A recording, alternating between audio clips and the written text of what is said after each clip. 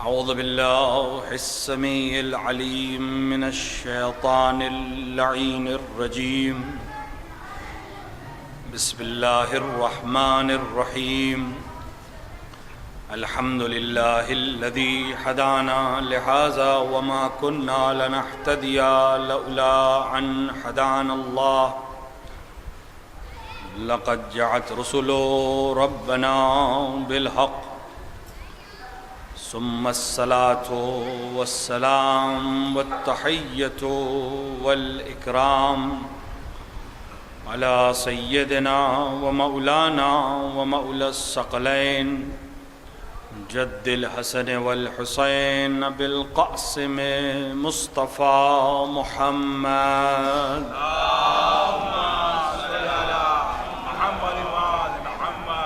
وعلى آله الطيبين الطاهرين المعصومين المنتخبين المظلومين، لا سيما ابن عمه غالب على كل غالب مولانا علي بن أبي طالب، وعلى صاحب الدعوات النبوية والصولة الحيدرية والاسمة الفاطمية والحلم الحسنية والشجاعة الحسينية والعبادة السجادية والمعاصر الباقرية والآثار الجعفرية والعلوم الكاظمية والحجج الرضوية والجود التقوية والنقاوة النقوية والهيبة العسكرية والغيبة الإلهية، صاحب العصر والزمان امام الانس والجان، الحجة القائم المنتظر المهدي.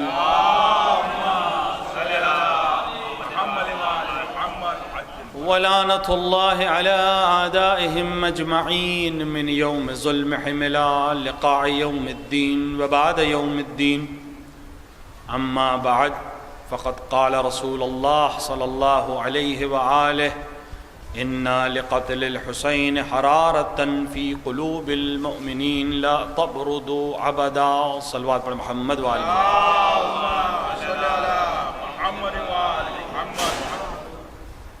رسول اکرم کی حدیث مبارکہ جس میں آپ اپنے فرزند، اپنے وارث، حجت خدا امام حسین علیہ السلام کے لیے ارشاد فرما رہے ہیں کہ بے شک حسین کے قتل سے مومنین کے قلب میں ایسی حرارت پیدا ہوگی جو کبھی بھی سرد نہیں ہوگی.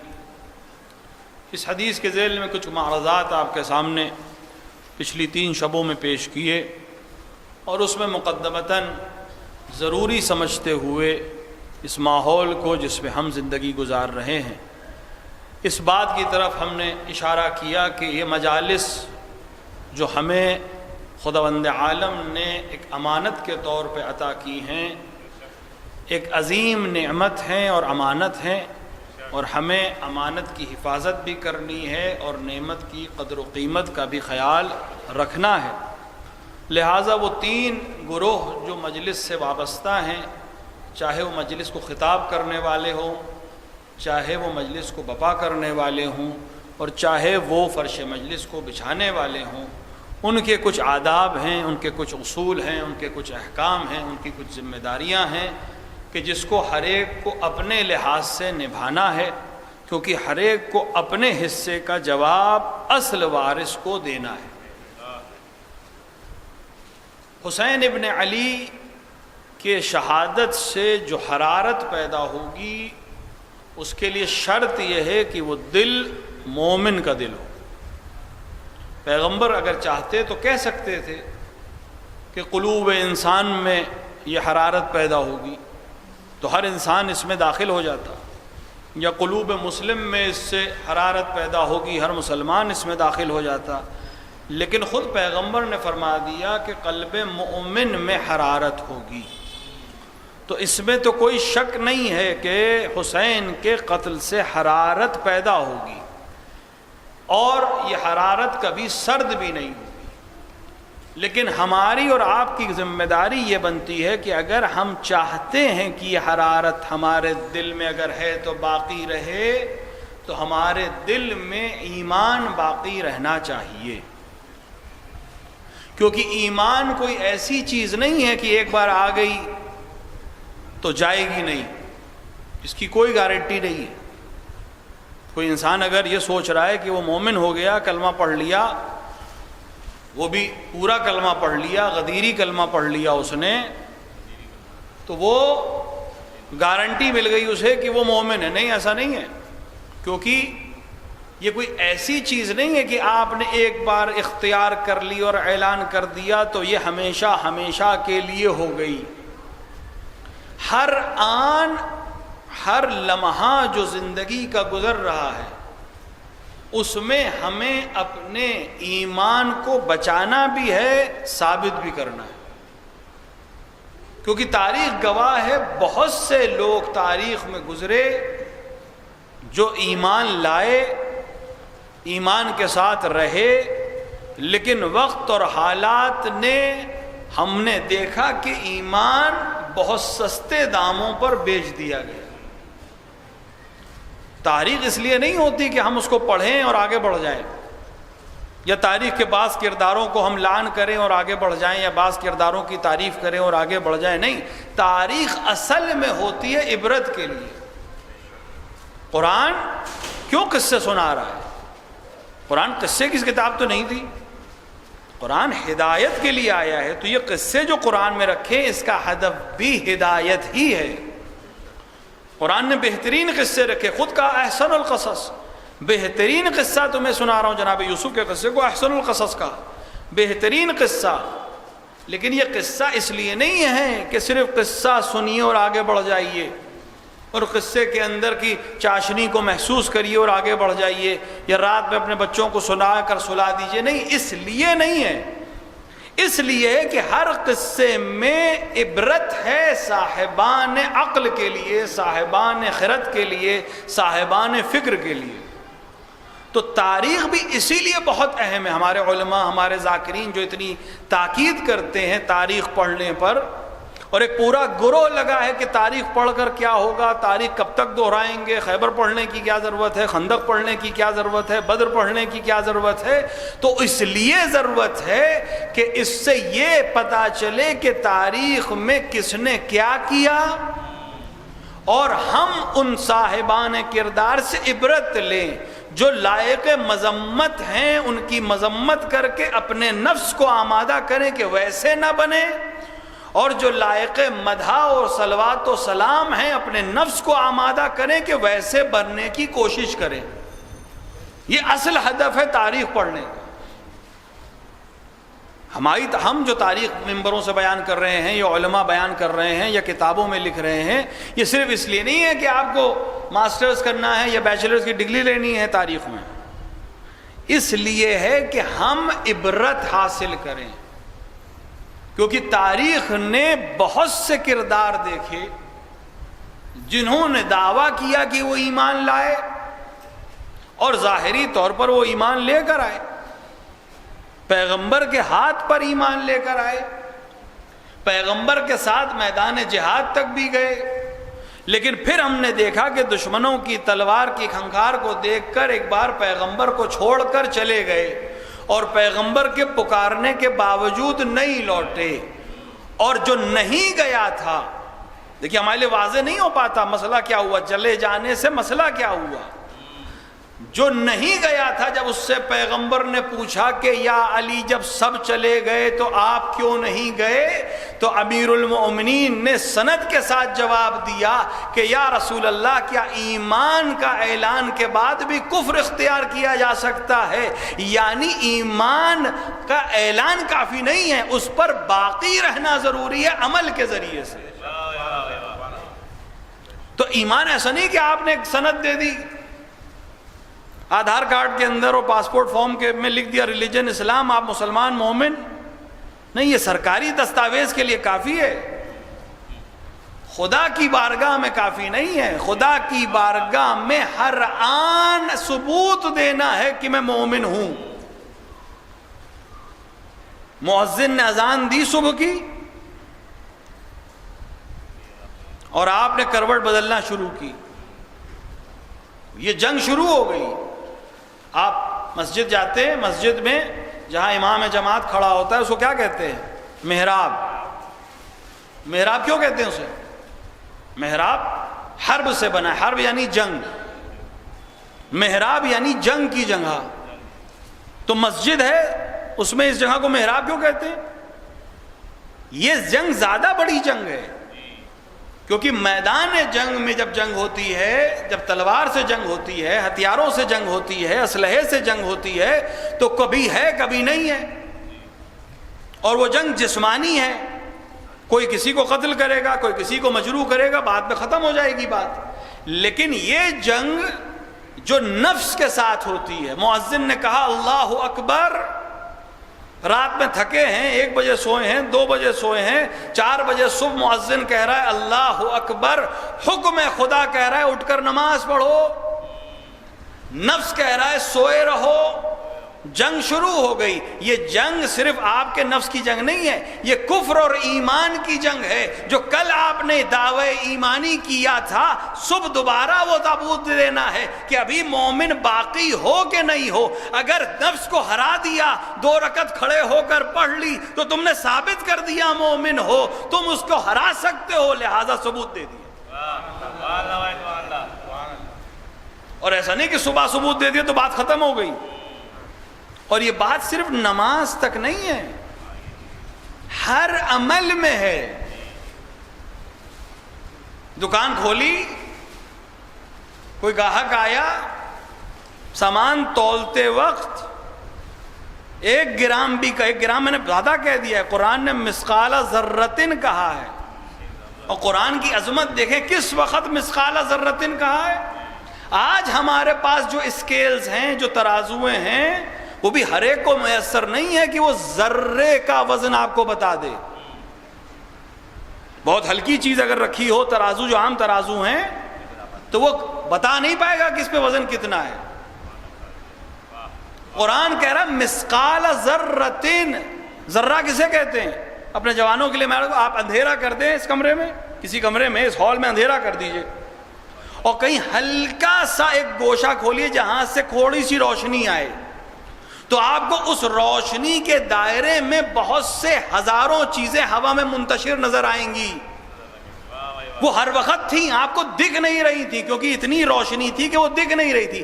کم روشنی میں وہ ایک بیم جو بنی، تو ایک ذرے، ایک نہیں ہزاروں کروڑوں ذرے، آپ گن نہیں سکتے اسے، اس میں سے ایک وہ ہے ذرہ۔ قرآن کہہ رہا مثقال ذرۃ، اس ذرے کے برابر اگر نیکی ہے تو خدا کے ہاں محفوظ ہے، لیکن اس ذرے کے برابر اگر شر ہے تو وہ بھی محفوظ ہے۔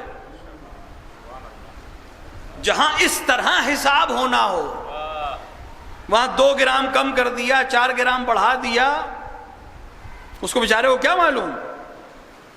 تو ایمان صرف یہ نہیں کہ محراب میں 2 رکعت پڑھ کر ثابت ہوگا، ترازو تولتے وقت بھی ایمان ثابت کرنا ہے، کیونکہ اس گاہک کے سامنے ثابت نہیں کرنا ہے، اس کے سامنے ثابت کرنا ہے جسے کسی گواہ کی ضرورت نہیں ہے۔ امیر المومنین نے فرمایا ڈرو اس قاضی سے جو خود گواہ ہے، روز محشر یہی ہاتھ گواہی دینے لگیں گے کہ کم تولا تھا، کم ناپا تھا۔ تو ایمان ہر آن انسان کو ثابت کرنا ہے اپنے عمل کے ذریعے سے، کسی اور کو نہیں، خدا کو ثابت کرنا ہے، کیونکہ ایمان اس پر لے کر آئیں۔ تو ایمان کوئی ایسی چیز نہیں ہے کہ ایک بار آپ نے اقرار کر لیا معاملہ ختم ہو جائے گا۔ پیغمبر کے ہاتھ پہ ایمان لائے، میدان میں چھوڑ کر چلے گئے، اور ایک بار کا مرحلہ نہیں، کم سے کم 2 بار تو ہمیں معلوم ہے۔ جنگ احد میں بھی یہ منظر دیکھا ہم نے، جنگ حنین میں بھی یہ منظر دیکھا ہم نے کہ پیغمبر پکار رہے تھے اور مسلمان بھاگ رہے تھے، اور جب پوچھنے والے 9 مسلمان نے ایک پرانے سن رسیدہ مسلمان سے پوچھا کہ ہم بھاگ کیوں رہے ہیں، تو انہوں نے فرمایا کہ اللہ یہ چاہتا ہے کہ ہم بھاگیں، یعنی اپنے عمل کو بھی اللہ کے اوپر، جو آج کل ہمارا معاملہ ہو گیا ہے، خود فیصلہ نہیں لے سکتے، اللہ پہ ڈالو، استخارہ کر لیتے ہیں۔ ہر مورد استخارے کا نہیں ہوتا. ہم کیوں ہر مورد میں استخارہ دیکھتے ہیں؟ کیونکہ جرأت نہیں ہے اپنے اوپر ذمہ داری لینے کی، فیصلہ لینے کی جرأت نہیں ہے، اتھارٹی نہیں لینا چاہتے، ذمہ داری نہیں لینا چاہتے، لہذا اللہ میاں پہ ڈال دو، اللہ میاں تو نیچے اتر کے ہنگامہ بھی نہیں کریں گے. وہاں بھی کہہ دیا کہ اللہ چاہتا ہے کہ ہم بھاگ جائیں، یعنی میرا یہ بھاگنا میری مرضی سے نہیں، اللہ کی مرضی سے. ایک پورا اس کے اوپر ایک پوری بحث ہے ہماری عامہ سے. تو رسول پر ایمان لائے، بھاگ کر ایمان چھوڑ دیا. امیر المومنین کے ہاتھوں پر بیعت کی، جب حکومت نہیں ملی تو اماں جان کے ساتھ جا کر بغاوت کر دی. کل تک با ایمان تھے، آج بے ایمان ہو گئے. تو ایمان ضروری نہیں ہے کہ ہمیشہ باقی رہے. امام حسن کے ہاتھ پر بیعت کی، لیکن چند سکوں کے عوض میں حاکم شام کے ہاتھ اپنے ایمان کو بیچ دیا. تو یہ بھی ضروری نہیں ہے کہ پیغمبر اور امیر المومنین اور امام حسن کے ہاتھ پر جو ایمان لے آیا وہ ہمیشہ با ایمان رہے گا. تاریخ بتا رہی ہے کہ ہر آن امتحان ہے، مومن کو ہر آن اپنے ایمان کا ثبوت دینا پڑے گا اور امتحان میں پاس ہونا پڑے گا. تو کیسے ہم با ایمان باقی رہیں؟ ایمان کیوں رکھنا ہے؟ اس حرارت کے لیے جو حسین کے قتل سے جاگے گی یا حرارت رہے گی، وہ کس قلب میں رہے گی؟ مومن کے قلب میں رہے گی. ہم چاہتے ہیں میرا قلب وہ ظرف بنے جس میں حسین کے قتل کی حرارت باقی رہے، اور اس کے لیے مومن ہونا ضروری ہے. اور مومن ایک بار کے اقرار سے کافی نہیں ہے، ہر آن میں رہنا ہے. تو ہر آن کیسے رہے گا؟ صرف ایک طریقہ ہے، اپنے امام کی معرفت اگر حاصل ہو جائے. اگر امام کی معرفت حاصل ہو گئی تو امکان ہی نہیں ہے دنیا کے کسی مسئلے میں، دنیا کے کسی حاکم سے ڈر کر، کسی دولت کی لالچ سے، کسی عہدے کی لالچ سے، کسی خوف کی وجہ سے تم ایمان کو ترک کر دو. کیونکہ اگر امیر المومنین کی ولایت کو پکڑ لیا ہے، جکڑ لیا ہے اور معرفت کے ساتھ لے لیا ہے تو دنیا تمہارے سامنے آئے گی، اسے قبول نہیں کرو گے. کیونکہ اگر علی پر سمجھ گئے تو پھر کوئی چیز راس نہ آئے گی. شرط یہ ہے کہ واقعاً علی کو اپنا امام سمجھاؤ، مصلحت کے لیے بیعت نہ کی ہو، حکومت کے لیے بیعت نہ کی ہو، عہدے کے لیے بیعت نہ کی ہو، واقعاً امام واجب الاطاعت سمجھ کر بیعت کی. ایک شخص ہے، اس نے گناہ کیا، امیر المومنین کی خدمت میں گیا، اپنے گناہ کا اعتراف کیا. امیر المومنین نے کہا چلے جاؤ، حد جاری ہو جائے گی، ایک بار کہا ہے تم نے. پھر لوٹ کر آیا، دوبارہ اقرار کیا. امام نے فرمایا تم نے 2 بار اقرار کیا اپنے ہی خلاف، 2 گواہی کی اب ضرورت نہیں ہے، تم نے 2 بار اقرار کر لیا اپنے خلاف. اقرار قبول ہے عاقل سے، لہذا مجھ پر لازم ہو گیا کہ میں تم پر حد جاری کروں. امیر المومنین نے حد جاری کی، اس کے ہاتھ کی انگلیاں کاٹ دی. وہ اپنے ہاتھ کی انگلیاں اٹھا کر چلا اور امیر المومنین کا قصیدہ پڑھتے ہوئے چلا. منافق نے، خارجی نے، ابن قوہ نام ہے، اس نے آ کر روکا ٹوکا کہ علی نے تمہارے ہاتھ کی انگلیاں کاٹ دی اور تم علی کی مدح کر رہے ہو. اس نے کہا کہ میں علی کی مدح اس لیے کر رہا ہوں کہ علی نے مجھے اس دنیا میں آزاد کر دیا، اب میں آخرت میں اس جرم کی وجہ سے باس پرس نہیں کیا جائے گا. معرفت اگر ہو جائے تو انسان اپنے آقا کے سامنے خود آ کر اعتراف کرتا ہے. امیر المومنین کے ایک صحابی ہیں، امیر المومنین نے ان سے سختی سے حساب لیا تو انہوں نے ایک جملہ کہا، واقعی سنہری الفاظ سے اس کو آویزاں کرنے والا جملہ ہے. فرمایا یا علی تمہارے ساتھ زندگی کرنا بہت سخت ہے، لیکن تمہارے بنا زندگی کرنا ناممکن ہے۔ معرفت اگر علی کی ہو جائے، سخت ضرور ہے، کیونکہ علی کی چاہت انسان کو دنیا سے بے رغبت کر دے گی، پھر دنیا اس کے ساتھ جمع نہیں ہو سکتی۔ جسے علی نے طلاق دی ہو وہ محب علی کو کہاں سے راس آ جائے گی؟ لیکن شرط یہ ہے کہ واقعاً محب علی ہو۔ تو یہ معرفت بہت اہم ہے۔ معرفت حاصل ہو جائے گی تو کچھ بھی ہو جائے انسان متاثر نہیں ہوگا، جیسے حسین کے ساتھ ہی متاثر نہیں ہوئے۔ کم تھے، بعض کو ایمان نامے بھی دیے جا رہے تھے، بعض کو پیسہ دیا جا رہا تھا، بعض کو عہدے دینے کی دعوت دی جا رہی تھی، لیکن سب یہی کہہ رہے تھے کہ حسین کو چھوڑ کر نہیں جائیں گے۔ کیوں؟ کیونکہ معرفت حاصل ہو گئی ہے۔ معرفت کس چیز سے حاصل ہوتی ہے؟ علم سے۔ بغیر علم کے معرفت نہیں ہے۔ معرفت علم سے آئے گی، مطالعے سے آئے گی، پڑھنے سے آئے گی، بزم علماء میں شرکت کرنے سے آئے گی، علماء سے سوال و جواب کرنے سے آئے گی۔ جب ان کے ساتھ بیٹھیں گے، سوال کریں گے تو آپ کا علم والا ہوگا، معرفت حاصل ہوگی۔ جس کو جتنا علم ملے گا اس کی معرفت اتنی زیادہ ہونی چاہیے، لیکن صرف عالم ہونا کافی نہیں ہے۔ عالم ہو جانا کافی نہیں ہے، کیونکہ تاریخ میں ہم نے بہت سے عالم دیکھے ہیں۔ عالم ہونا کافی نہیں ہے، وہ عالم جس کی تائید امام نے کی ہو۔ امام نے کرائٹیریا بتایا، کیسا عالم۔ آج ہم جس دور میں ہیں، ہمیں امام کی معرفت کون کرائے؟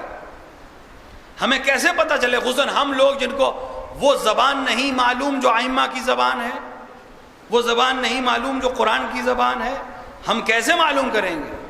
واٹس ایپ کے ذریعے سے تو حل نہیں ہوگا کہ ایک ترجمہ آ گیا آپ سوچ رہے ہیں یہی دین ہے۔ واٹس ایپ یونیورسٹی کے شاگردوں کی سب سے بڑی پریشانی یہی ہے کہ وہ ایک حدیث اور ایک آیت کو دیکھ کے سمجھتے سارا دین ہمیں سمجھ میں آ گیا۔ ہمارے علماء، ہمارے فقہاء اپنی عمر کے 20 سال، 30 سال، 40 سال عرق جبین خرچ کرتے ہیں، خون جگر جلاتے ہیں، تب ان کو معارف کی کچھ بوندیں حاصل ہوتی ہیں۔ لیکن یہ سب بھی قابل قبول نہیں ہے۔ امام نے شرائط فراہم کیے۔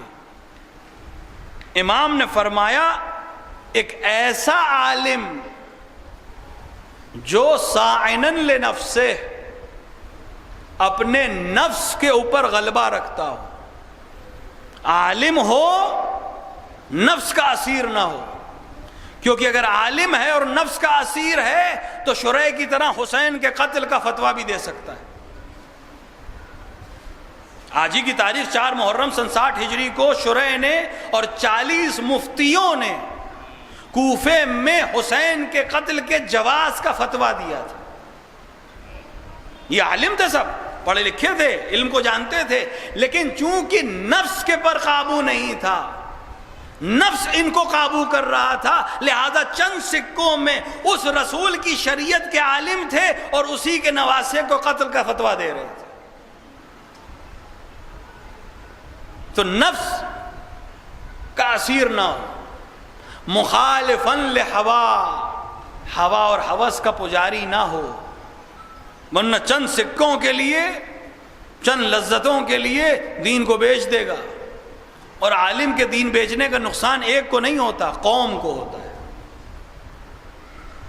اسی لیے اس کی سزا بھی زیادہ ہے۔ وہ مطیعاً لمولا ہو۔ تیسری شرط یہ ہے کہ اپنے مولا کا مطیع ہو۔ اگر کوئی ایسا عالم ہے کہ اپنے نفس پر قابو رکھتا ہے، ہوا اور ہوس کا مخالف ہے اور اپنے مولا کا مطیع ہے، تو پھر عوام کے لیے ضروری ہے کہ اس کو فالو کریں، اس کی تقلید کریں۔ یہ جو تقلید ہے یہ اسی لیے ہر ایک کی نہیں ہے، ایسے عالم کی ہے جو مخالف ہو اپنے ہوا و ہوس کا، جو مخالف ہو اپنے نفس کا، جو مطیع ہو اپنے مولا کا۔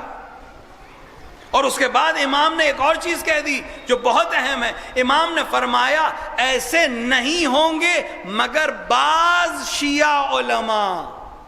یہ بھی نہیں کہا کہ سارے شیعہ علماء. امام کہتے تھے میرے سارے شیعہ علماء ایسے ہی ہوں گے، نہیں کہا بعض ایسے ہوں گے، سب نہیں ہوں گے. بس عوام کے لیے کیا ضروری ہے کہ جب علم کا، معرفت کا، کیونکہ معرفت کیوں چاہیے ہمیں؟ ایمان کو بچانے کے لیے. ایمان کیوں چاہیے؟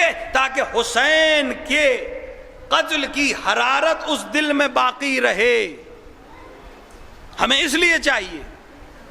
اس معرفت تک پہنچنے کے لیے ہمیں ایک ایسے عالم کی ضرورت ہے جو ہماری رہنمائی کرے. تو اس عالم کا انتخاب کرتے وقت ہمیں خیال رکھنا ہے کہ کرائیٹیریا یہ نہ ہو کہ ہمارے باپ پڑھتے تھے، ہمیں پسند ہیں، ان کی بات ہمیں پسند ہے، ان کا لہجہ ہمیں پسند ہے، ان کا اسٹائل ہمیں پسند ہے، ان کے چلنے اور پہننے اور اوڑھنے کا طریقہ ہمیں پسند ہے. نہیں، امام نے جو کرائیٹیریا بتایا ہے وہی رکھنا ہے. ہوا اور ہوس کا پجاری نہ ہو، اپنے نفس پر قابو رکھتا ہو اور اپنے مولا کا مطیع ہو. ایسے کی پیروی کرنی. اگر ایسے کی پیروی کرو گے تو یقیناً ہم تک پہنچو گے. تم اگر ان کی پیروی کرو گے تو ان کے اوپر وہ، ہم تمہارے اوپر ہماری طرف سے حجت ہیں اور ہم ان پر حجت ہیں. اور تاریخ نے ایسے علماء کو دیکھا کہ جنہوں نے مختلف وقت میں قوم کو نجات دی. ہندوستان میں جس طرح ایسٹ انڈیا کمپنی آئی تھی، تجارت ہی کرنے تو آئے تھے، حکومت کرنے تو نہیں آئے تھے، تجارت کرنے آئے تھے. بادشاہ سے تجارت کے رائٹس حاصل کیے اور دھیرے دھیرے اسی بادشاہ کو آخر میں قید خانے میں ڈال دیا. 200 سال کے اندر جہاں تاجر بن کے آئے تھے وہاں حاکم بن گئے. اسی طرح کی ایک پلاننگ ایران اور عراق کے لیے کی، بالکل اسی طرح کی پلاننگ. ہندوستان میں وہ مسالے خریدنے آئے تھے، ایران میں اس زمانے میں تمباکو بویا جاتی تھی. پورا معاملہ بادشاہ سے طے کیا کہ تمباکو کی ساری رائٹس ہمارے پاس آ جائیں. کون بیچے، کہاں بویا جائے گا، کس کو بیچنے کا حق ہے، کون خریدے گا، کون ریٹ طے کرے گا، کس بازار میں آئے گا، ساری رائٹس ہمیں مل جائیں، برٹش کمپنی کو مل جائے. اور بادشاہ نے اس ایگریمنٹ پہ سائن کر دی. خبر کس کو ہوئی؟ مرجع وقت کو. کون ہے اس وقت مرجعیت کس کے پاس ہے؟ مرزا بزرگ شیرازی، سید حسن شیرازی کے پاس، جن کو مرزا بزرگ کہتے ہیں. آپ نے صرف ایک لائن کا فتویٰ جاری کیا. دیکھیے ہمارا مرجع جو ہے وہ 50 روپے اور 100 روپے کے لیے فتوے نہیں دیتا ہے، اور اس سے فتویٰ طلب بھی نہیں کیا جاتا ہے. وہ جب مصلحت دیکھتا ہے تو خود اعلان کر دیتا ہے. ایک لائن کی تحریر ہے جو آدھی عربی میں آدھی فارسی میں. سامرہ میں بیٹھے ہیں، بادشاہ ایران میں ہے، اصفہان میں ہے، یورپ میں اس نے اگریمنٹ سائن کیا ہے. مرجعیت وقت کے پاس یہ بات پہنچی ہے، ایک لائن کا جملہ لکھنا، الیوم. یہ الیوم بہت، یہی مرجعیت کی نظر. الیوم، آج.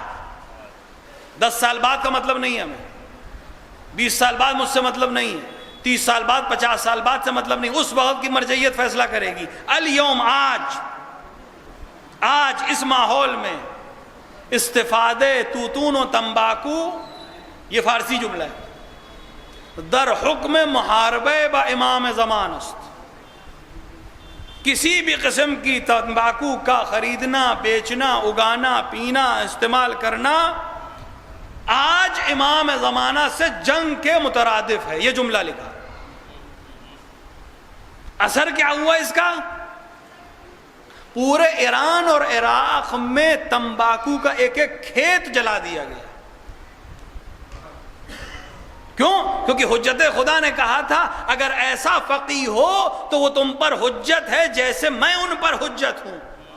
تو اگر تمہیں معرفت حاصل کرنی ہے، کامیابی تک پہنچنا ہے، ہماری اطاعت کرنی ہے، تو ابھی اس کی اطاعت کرو تاکہ تم ہماری اطاعت کے لائق بن سکو۔ مرجعیت نے فتویٰ دیا، پورے ایران میں آگ لگ گئی، ایک ایک کھیت جلا دیا، ایک ایک گودام جلا دیا۔ یہاں ہمارے جیسے ہوتے تو ابھی تو سٹاک پہ رکھا، یہ والا بیچ لیں، یہ تو سٹاک، یہ تو آپ کے حکم سے پہلے خریدا ہے۔ نہیں، الیوم آج محاربہ ہے، اگر مطیع بنو گے تو کامیابی ملے گی۔ کیا اثر ہوا؟ بادشاہ کے اپنے دربار کا حقہ اٹھا کے پھینک دیا گیا۔ بادشاہ سلامت دربار میں داخل ہوئے، حقہ طلب کیا، حقہ ہے ہی نہیں، کہ حقہ کہاں گیا؟ بیگم صاحبہ نے حکم کیا، انہوں نے پھینک دیا اٹھا کے۔ بلائے گئے، بیگم صاحبہ کو طلب کیا گیا، ملکہ کو طلب کیا گیا، حقہ کہاں ہے ہمارا؟ کہ وہ تو پھینک دیا ہم نے۔ کہ کیوں؟ کہ حرام ہے۔ کس نے حرام کیا؟ فقیہ نے، ہمارے مرجع نے حرام کیا۔ بادشاہ ہمارے جیسا تھا کوئی؟ وہ کون ہوتے ہیں حرام کرنے والے؟ وہ کون ہوتے ہیں منع کرنے والے؟ معرفت سے بھرا جملہ ملکہ نے کہا کہ وہ وہی ہے جس نے مجھے تم پر حلال کیا ہے، جس نے مجھے حلال کیا ہے اسی نے حرام کر دیا ہے۔ ایک صلوات پڑھیں محمد وآلہ۔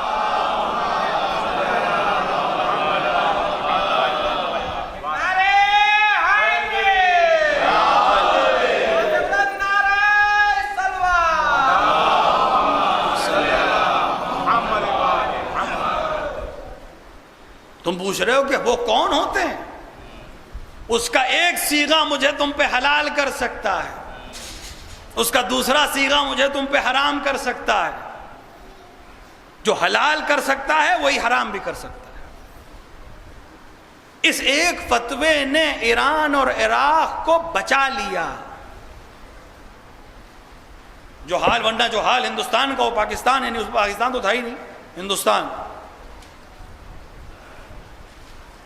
پاکستان تو خود ہی سازش ہے استعمار کی، اور اس کا سب سے زیادہ نقصان ہم ہی کو ہوا ہے۔ پاکستان بننے کا سب سے بڑا نقصان ہم کو ہوا ہے، ہمیں اور آپ کو ہوا ہے، اس عزاداری کو نقصان ہوا ہے۔ ورنہ جو حال یہاں کا ہوا تھا وہی ایران و عراق کا ہوتا۔ بچا لیا کس نے؟ ایک فقیہ نے۔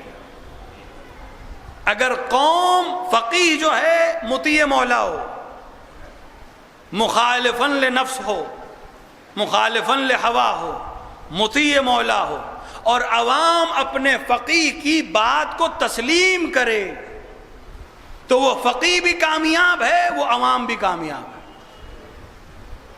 اگر ان دونوں میں سے کوئی ایک گڑبڑ ہے، اگر فقیہ ایسا نہ ہو تو قوم کی ہدایت نہیں ہو سکتی۔ فقیہ ہو، قوم اس کی بات ماننے کو تیار نہ ہو، وہ قوم بھی نجات نہیں پا سکتی۔ دونوں کا ہونا ضروری ہے، فقیہ بھی ہو، قوم اس کی بات کو سننے اور ماننے کو تیار بھی ہو۔ اگر فقیہ ہوگا تو اس پہ پاس معرفت ہوگی، اگر فقیہ ہوگا تو اپنے امام کی نصرت کرے گا جس طرح بھی ہو۔ تاریخ نے عظیم فقہا کو دیکھا ہے جنہوں نے اپنا خون جگر دیا ہے۔ وہ فقیہ تھے جس نے احقاق الحق جیسی کتاب لکھی، تشیع کو پورے ہندوستان اور بر صغیر میں زندہ کر دیا، بچا لیا۔ قاضی نور اللہ تشتری جو آج آگرہ میں دفن ہے شہید، فقیہ تو ہیں، خون جگر دے کر تشیع کو بچایا ہے۔ معرفت تھی، پورے ہندوستان کے قاضی القضات تھے، غیر منقسم ہندوستان کے قاضی القضات، یعنی چیف جسٹس۔ ہندوستان کی چیف جسٹس جیسی پوسٹ ہے اس وقت تاریخ میں نہیں ہے، پورے ہندوستان کے مطلقاً قاضی القضات تھے۔ بادشاہ بھی یہی کہہ رہا تھا کہ آپ براعت کر دیجئے، آپ کہہ دیے میں نے نہیں لکھی یہ کتاب، آپ اپنے عہدے پہ باقی رہیں گے، مجھے بھی آپ سے کوئی پریشانی نہیں ہے، لیکن جو مطیع مولا ہوتا ہے، اپنے نفس کا مخالف ہوتا ہے، ہوا اور ہوس کا پجاری نہیں ہوتا، وہ دیکھتا ہے کہ نہیں، یہاں مسئلہ یہ نہیں ہے کہ میری جان بچ جائے، مسئلہ یہ ہے کہ میں نے ایمان کے اوپر لکھی ہے کتاب، خلافت بلا فضل پہ لکھی ہے کتاب، حق امیر المومنین کو واضح کیا ہے، میری ایک جان جائے لیکن پوری قوم محفوظ ہو جائے، لہذا فقیہ شہادت کو قبول کرتا ہے، ولایت کو زندہ رکھتا ہے۔ یہ ہے ہمارے فقہا، ان کی قدر ضروری ہے، ان کا احترام ضروری ہے۔ آج وہ زمانہ ہے کہ سارے مسائل حل کر دیے، اختلاف ہو کیا، حل کیا، اب دوسرا مرحلہ آیا ہے، اب مجتہدین کو ٹکرا رہے ہیں۔ اور اصل تو یہ کہ مجتہدین میں تو ٹکراؤ ہے نہیں، مقلدین لڑ رہے ہیں۔ گویا الیاذن باللہ ہمارے مجتہدین سیاسی پارٹیز ہو گئے کہ ان کے کارکن ان کو ماریں، ان کے کارکن ان کو ماریں، نہیں، فقہا میں جو اختلاف الرائے ہے وہ ان کے اجتہاد کی بنا پر ہے، اور اختلاف الرائے ہونے سے کوئی مسئلہ نہیں ہے، پریشانی کا ہے، کیونکہ آپ اپنے مجتہد کے فتوے پہ عمل کرنے کو مامور ہیں، جس کی مقلد ہے اس کی بات مانیے، دوسرے فقیہ نے کیا فتویٰ دیا ہے یہ اس کے مقلد کی ذمہ داری ہے، آپ کی نہیں، جواب بھی نہ آپ کو دینا ہے نہ اس کے مقلد کو دینا، اس فقیہ کو دینا ہے۔ آسان نہیں ہے چائے کی دکان پہ بیٹھ کے فقیہ کے اوپر اعتراض کرنا، کٹنگ کی چائے پی رہے ہیں اور فقیہ پہ اعتراض کر رہے ہیں۔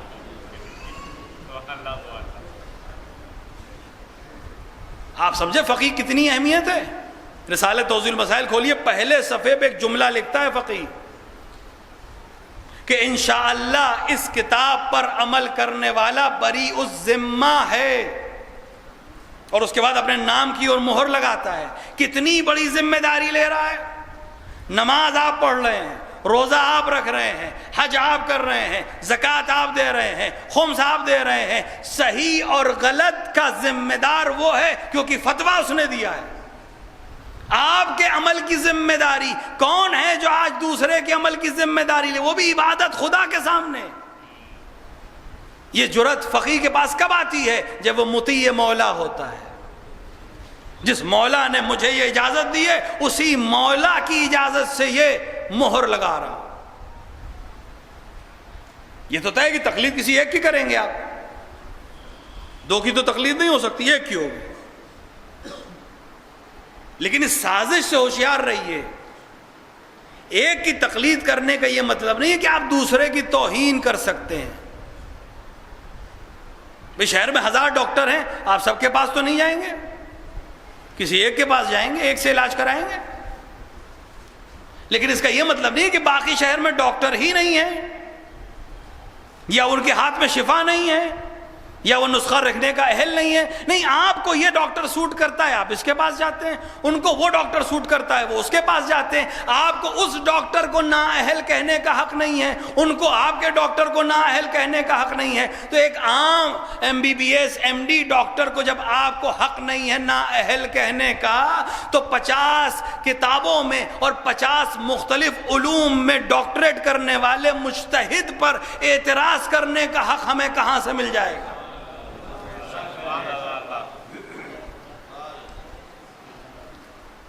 آپ جس کے مقلد ہیں اس کی تقلید کریے، لیکن اس کا یہ مطلب نہیں ہے کہ دوسرا مجتہد نہیں ہے،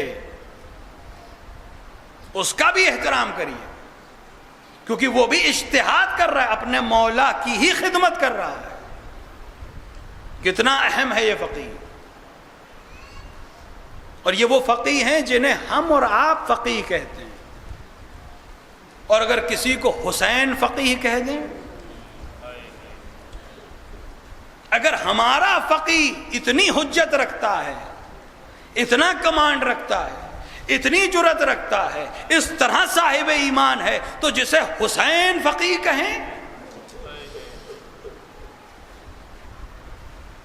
حسین نے بہت لوگوں کو خط لکھے ہیں، بصرے کو خط لکھا، کوفے کے مختلف لوگوں کو خط لکھا، مکے میں لوگوں کو خط لکھا، مدینے کے کچھ لوگوں کو خط لکھا، مکے سے خط لکھا، راستے سے خط لکھا، کسی نے آپ کی دعوت پر لبیک نہیں کہا۔ بصرے کے کچھ لوگ ہیں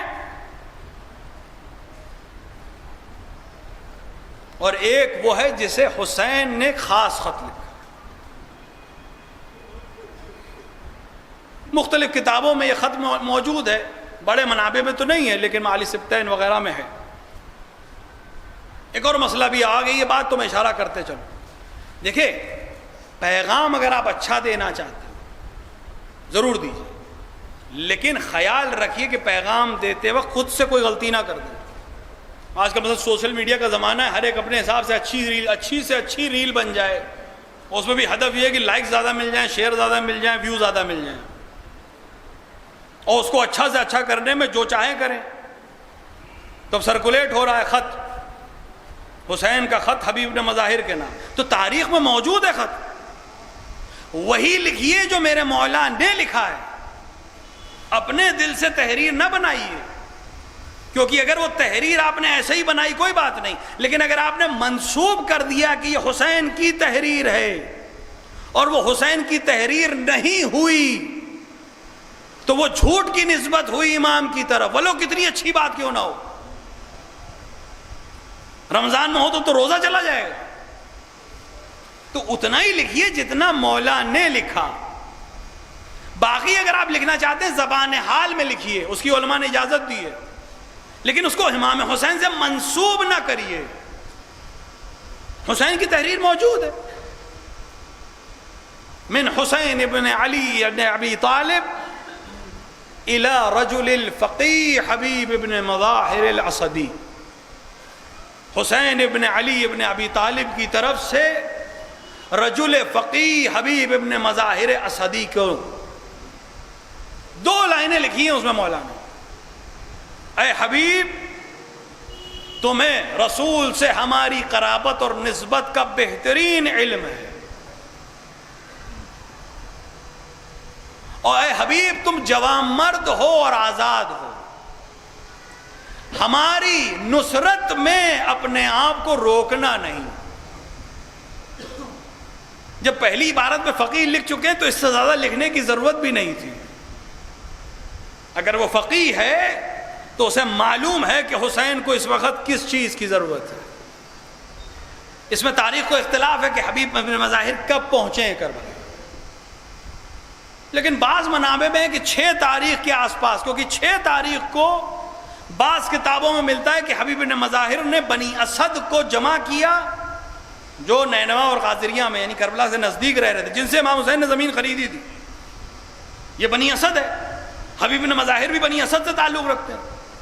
تو انہوں نے اپنے قبیلے کے جوانوں کو آمادہ کیا کہ وہ حسین ابن علی کے لیے نصرت کریں، اور تقریباً 100 لوگ اکٹھا ہوئے، اور اس کی خبر حسین ابن نمیر تک پہنچی کہ 100 لوگ بنی اسد سے حسین کی نصرت کے لیے آ رہے ہیں. اس نے راستہ روک دیا، جنگ ہوئی باقاعدہ، کئی لوگ قتل ہوئے، کئی لوگ واپس لوٹ گئے.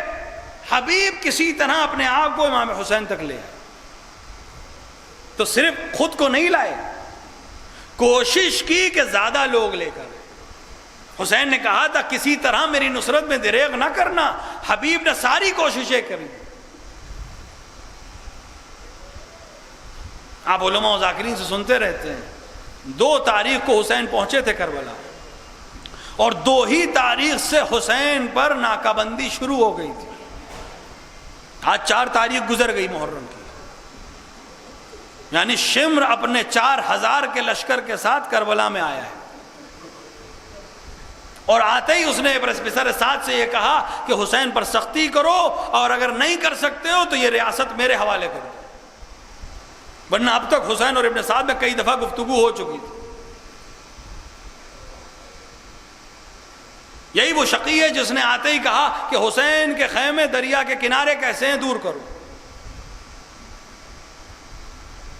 حسین گھیرے جا رہے ہیں. 5 کو حسین ابن نمیر کا لشکر آیا، 6 کو ایک اور لشکر، 7 کو ایک اور لشکر. ہر لشکر کا آنا دشمن کی تعداد کو بڑھا رہا ہے.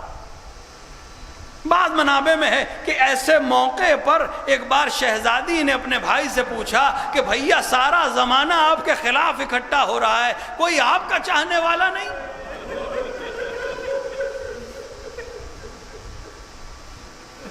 یہاں پہ ملتا ہے امام حسین نے کہا نہیں، میرا بھی ایک چاہنے والا میری نصرت کو آئے گا.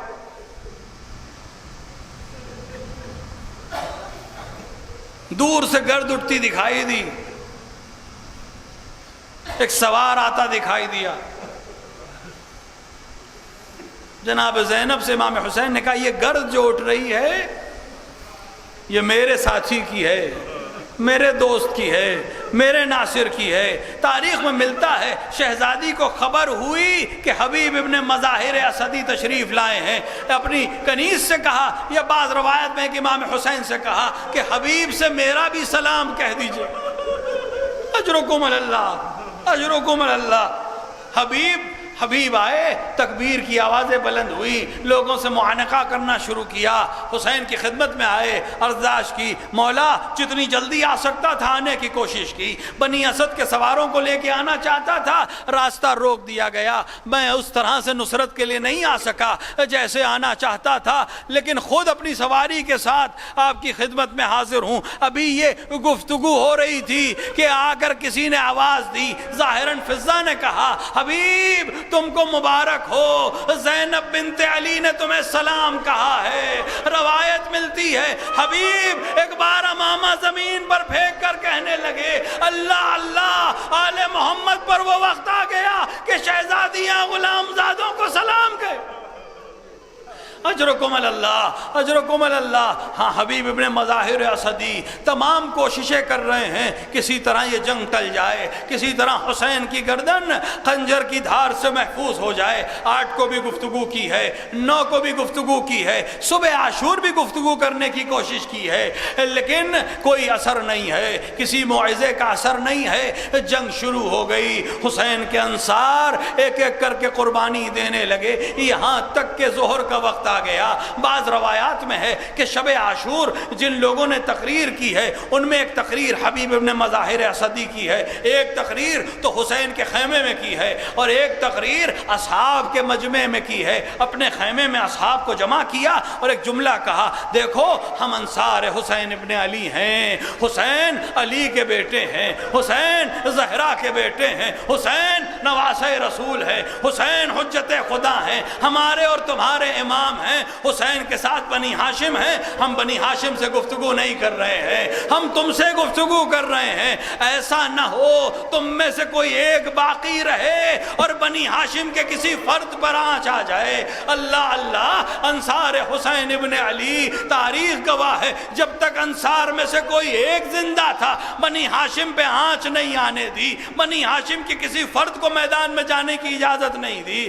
ہاں وہ وقت بھی آیا کہ ظہر کا ہنگام ہے، صحابی نے آ کر کہا مولا وقت نماز ہے۔ اللہ اللہ، حسین کے اصحاب نماز کو بھی امام کے ساتھ پڑھنا چاہتے ہیں، خواہش یہ ہے کہ زندگی کی آخری نماز آپ کے پیچھے ادا کر لی جائے۔ حسین نے دعا دی خدا تمہیں نمازیوں میں شمار کرے، جاؤ دشمنوں سے مہلت لے لو، کہہ دو ہم نماز پڑھنا چاہتے ہیں۔ لوگوں نے دشمنوں تک بات پہنچائی، جو جواب ادھر سے دیا گیا وہ میں ممبر پہ دوہرا نہیں سکتا، لیکن اتنا سخت جواب تھا، یا جملہ تھا، حبیب ابن مظاہر کو برداشت نہیں ہوا، کہا آقا اب آپ نماز پڑھیے، میں اس کو دشمن کو جواب دیتا ہوں۔ حبیب میدان میں گئے، تلوار چلا رہے ہیں، بعض روایات میں ہے 62 آدھا کو فنار کیا، یہاں تک کہ دشمنوں نے ہر طرف سے گھیر کر حبیب کو قتل کرنے کی کوشش کی، کسی نے نیزہ لگایا،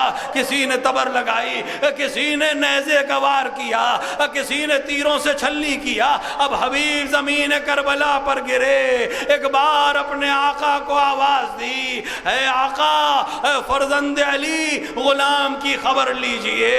تاریخ کہتی ہے روز عاشوراء حسین کے چہرے کا رنگ صرف 2 بار متغیر ہوا، ورنہ تاریخ نے لکھا کہ حسین کا چہرہ روز عاشوراء سرخ گلاب کی مانند تھا، جیسے جیسے قربانیاں ہو رہی تھی اس گلاب کی سرخی بڑھتی چلی جا رہی تھی۔ لیکن 2 موقع ایسے آئے کہ اس چہرے کی رنگت بدل گئی۔ ایک وہ موقع جب حبیب ابن مظاہر نے گر کر آواز دی، ایک رنگ آیا اور چلا گیا، حسین نے کچھ کہا نہیں، ایک کچھ جملہ نہ کہا، حبیب کے جنازے پہ صرف آئے۔ ایک یہ موقع تھا جب چہرے کی رنگت بدلی، اور دوسرا موقع وہ تھا جب ترائی سے ایک شیر نے آواز دی، آقا غلام کی خبر لیجئے، حسین کے چہرے کی رنگت بدلی، کمر کو تھاما، عجیب جملہ کہا، قد کسرا ظہری، اے عباس تمہارے جانے سے حسین کی کمر ٹوٹ گئی، اب وہ آنکھیں جاگتی رہیں گی جو سکون سے سوتی تھی اور دشمن چین سے